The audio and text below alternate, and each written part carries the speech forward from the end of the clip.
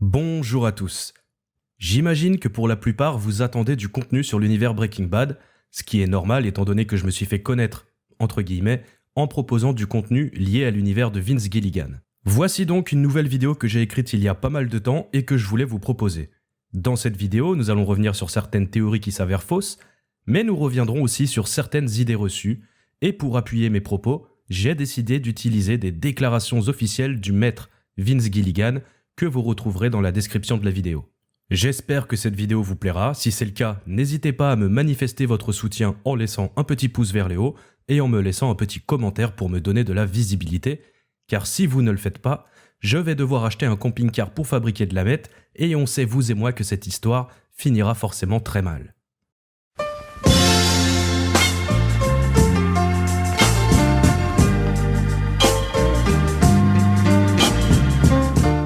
Avant de débuter, un petit mot sur les vidéos théories qui pullulent sur internet depuis que YouTube s'est imposé dans les foyers. C'est un genre de contenu qui a d'abord émergé chez les vidéastes américains, habitués à faire des vidéos théories sur tout et sur rien. C'était parfois intéressant et parfois complètement tiré par les cheveux. J'en veux pour preuve les nombreuses, voire trop nombreuses vidéos théories sur le mystère de GTA V ou encore les nombreuses théories sur les séries télévisées. Ce genre de contenu est très populaire, il suffit de voir le nombre de vues qu'il génère, mais le souci c'est que ces théories sont souvent basées sur du vent. Selon moi, les vidéos théories sont à la fois très sympathiques à regarder, mais elles sont aussi problématiques. Certains spectateurs vont regarder une vidéo théorie et vont prendre cette théorie comme étant un fait établi, et rien ne pourra les faire changer d'avis, pas même la vérité. Ce qui laisse parfois place à des débats intéressants, mais bien souvent à des débats qui n'ont pas lieu d'être. Néanmoins, l'intérêt qui est porté aux vidéos théories témoigne d'une réelle passion du spectateur pour sa série, son film ou encore son jeu vidéo. Difficile donc d'en vouloir à celui ou celle qui se laisse avoir par ce genre de contenu. Mais il y a une chose qu'il faut intégrer, une théorie n'est pas la vérité. Quand je parle des vidéos théories, je ne parle pas des vidéos de Didi Chandoudoui par exemple. Son contenu est différent des autres vidéos théories et il ne fait jamais passer une théorie pour une vérité. Quand je parle des vidéos théories, je fais plutôt référence aux vidéos sur le mystère de GTA V ou de Red Dead Redemption 2, aux vidéos sur Breaking Bad ou encore sur Game of Thrones, qui est une série qui a, à mon sens, un peu trop souffert des nombreuses vidéos théories qui ont été publiées sur YouTube. En conclusion, je dirais que j'aime les vidéos théories, mais je trouve aussi qu'on a vite fait de tomber dans le putaclic. Comme toute série populaire, Breaking Bad traîne son lot de théories. Certaines sont farfelues et d'autres sont très intéressantes à traiter. Mais ça ne reste que des théories, et comme le veut la définition, une théorie est une réflexion qui peut être remise en question, car ça ne reste qu'une théorie et non pas un fait établi. Nous allons donc contredire une première théorie sur cet univers. Selon certains, les couleurs dans Breaking Bad ont une signification, comme c'est le cas dans les films de Night Shyamalan. L'utilisation des couleurs dans la série de Vince Gilligan a évidemment un but bien précis, mais les couleurs n'ont aucune signification particulière. Par exemple, si un personnage porte du rouge, cela ne veut pas forcément dire que cette personne est mauvaise. En vérité, quand la production de la saison 1 a été lancée, Gilligan savait que ses personnages seraient amenés à évoluer et qu'il lui faudrait le faire comprendre aux spectateurs, et la meilleure manière de marquer l'évolution d'un personnage à l'écran est de passer par une transformation physique, comme Walter qui se rase le crâne ou encore Jesse, mais aussi en faisant évoluer le style vestimentaire de ses personnages. C'est pour cette raison que les couleurs que portent les différents protagonistes de Breaking Bad évoluent au fil des saisons. Les changements de couleurs ont pour seul et unique but de marquer l'évolution des personnages. Exception pour le personnage de Mary Schrader qui est une femme obsessionnelle et névrosée qui a un goût prononcé pour le violet. Son style vestimentaire ne change pas au fil des saisons de Breaking Bad car une évolution de Mary n'était pas nécessaire à l'histoire. Donc, par exemple, un personnage qui porte du rouge ne veut pas dire qu'il est mauvais, Walter qui porte une couleur particulière ne veut pas dire qu'il se prépare à faire de la meth ou à tuer quelqu'un. Un personnage qui porte telle ou telle couleur ne veut pas dire qu'il va mourir. Les couleurs servent simplement à marquer l'évolution des personnages. Si vous doutez de mon information, je vous invite à écouter une grande intervention de Vince Gilligan qui revient largement sur l'utilisation des couleurs dans Breaking Bad. Le lien avec le timecode est dans la description de la vidéo. En fin de saison 4 de Breaking Bad, Hector Salamanca se fait sauter avec Gus et Tyrone, son homme de main, avec la bombe placée par Walter.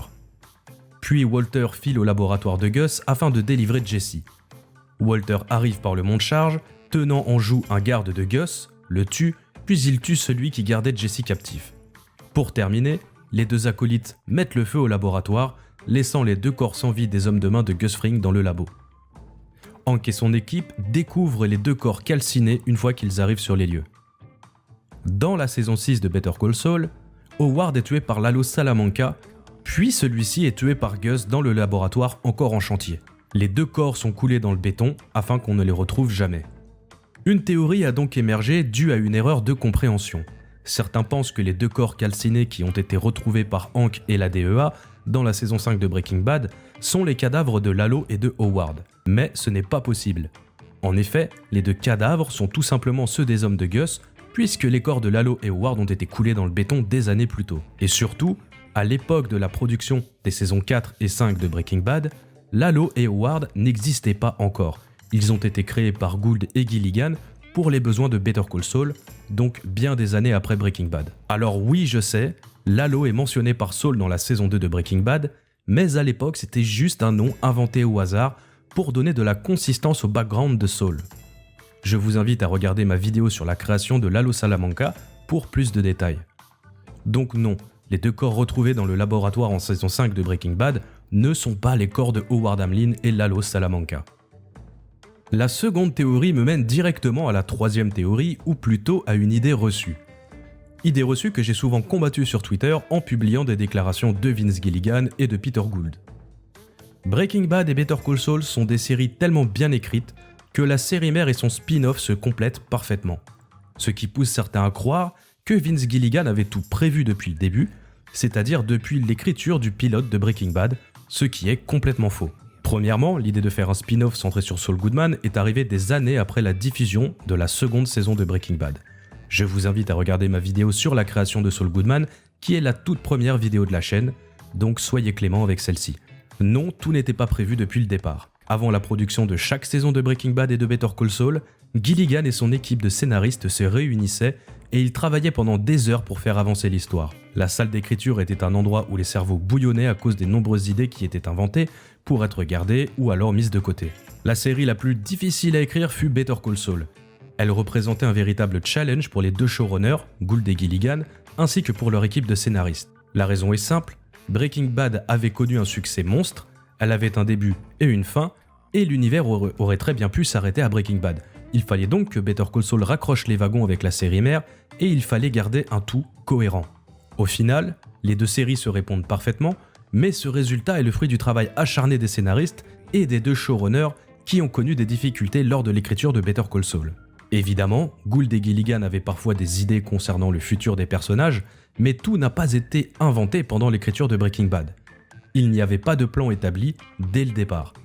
Un exemple de chemin qui avait déjà été pensé, Peter Gould souhaitait depuis la saison 4 de BCS que Saul Goodman termine en prison à la fin de la série, mais il ne savait pas encore comment il allait s'y prendre pour l'y emmener. L'idée s'est concrétisée lors de l'écriture de la saison 6. Autre élément, quand Racey Horn a été casté pour jouer Kim Wexler, les deux showrunners n'avaient aucun plan pour ce personnage. Ils ne savaient pas que Kim deviendrait si importante pour la suite de l'histoire. Le personnage a évolué au fil de l'écriture des saisons jusqu'à devenir un personnage principal de Better Call Saul. D'ailleurs, pour la petite histoire, la seule saison de Better Call Saul qui a été entièrement écrite et préparée à l'avance est la saison 6. Lors du tournage des précédentes saisons, certains scripts n'étaient même pas encore terminés. Je vous livre un autre exemple. Cette photo de Breaking Bad a tourné sur Twitter. Sur cette photo, on peut voir Hector Salamanca accompagné des jumeaux et d'un autre enfant qui n'est autre que Tuco Salamanca. Dans Better Call Saul, on peut voir que Lalo porte la même ceinture. Alors la fausse idée que l'enfant sur la photo, issu de Breaking Bad, est Lalo a beaucoup tourné sur Twitter, avec pour idée que Gilligan avait tout prévu et donc que Lalo apparaissait dans Breaking Bad. Alors que cet enfant n'est autre que Tuco Salamanca, comme l'a précisé Peter Gould dans une interview. Je le répète, dans Breaking Bad, Lalo Salamanca était juste un nom et pas un personnage. Il n'existait pas pendant Breaking Bad car il n'avait pas encore été créé. Il y a ce que les fans imaginent et il y a la réalité. Il arrive souvent qu'on se fasse des fausses idées et qu'on s'y accroche. Breaking Bad et Better Call Saul n'échappent pas à ces travers de la part des fans. Rien de bien méchant, ces travers, si je peux les nommer ainsi, prouvent seulement que les fans s'intéressent à l'univers. Comme vous, je pense que Gilligan et Gould sont des génies. Mais ils sont comme vous et moi. Parfois ils se trompent, ils doutent, etc. Par exemple, Gilligan a demandé de nombreuses fois l'avis de ses proches concernant les scénarios, comme ce fut le cas pour El Camino. Sa femme Holly lui a fait comprendre que Jesse devait avoir une fin heureuse après tout ce qu'il a traversé, alors que Gilligan lui préparait un avenir plus sombre, puisque la première idée était que Jesse finisse en prison. Après avoir lu le script de El Camino, Peter Gould a dit à Gilligan qu'il manquait quelque chose de crucial dans le script, l'apparition de Jane Margolis. C'est grâce à Peter Gould si Kristen Ritter est revenue dans le rôle de Jane et que nous avons eu droit à cette séquence flashback. Tout ça pour vous dire que tout n'était pas prévu depuis le début, chaque série a suivi son propre chemin, saison après saison, sans qu'un plan ait été établi au départ. Quand Gilligan a lancé Breaking Bad, il n'avait aucun plan pour Better Call Saul.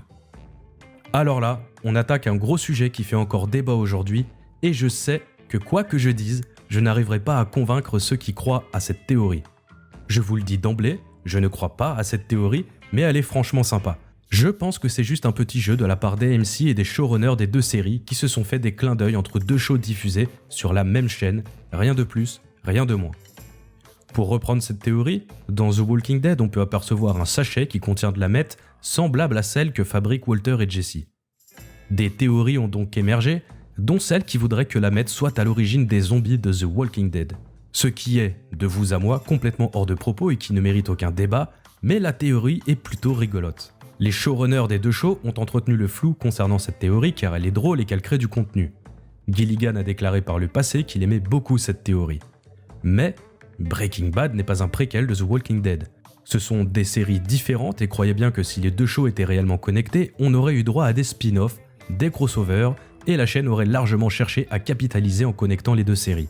Une des productrices de The Walking Dead, Gail Ann Hurd, avait répondu sur le ton de l'humour que la meth de Walter était la cause de l'apparition des zombies. Mais c'était une blague.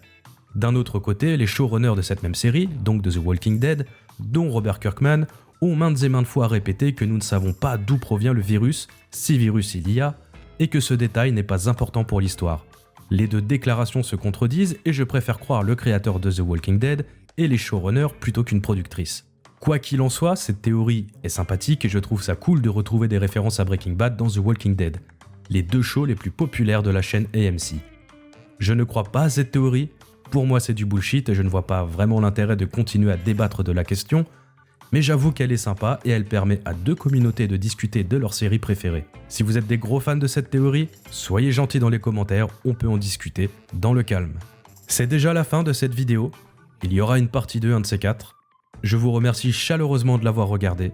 D'autres vidéos sont prévues sur l'univers Breaking Bad avec une possible vidéo dans laquelle je donnerai mon avis définitif sur Better Call Saul. J'espère pouvoir la sortir pour fêter les 1 an de la diffusion du dernier épisode de Better Call Saul. En attendant, je vous dis à très bientôt. Prenez soin de vous. Ciao.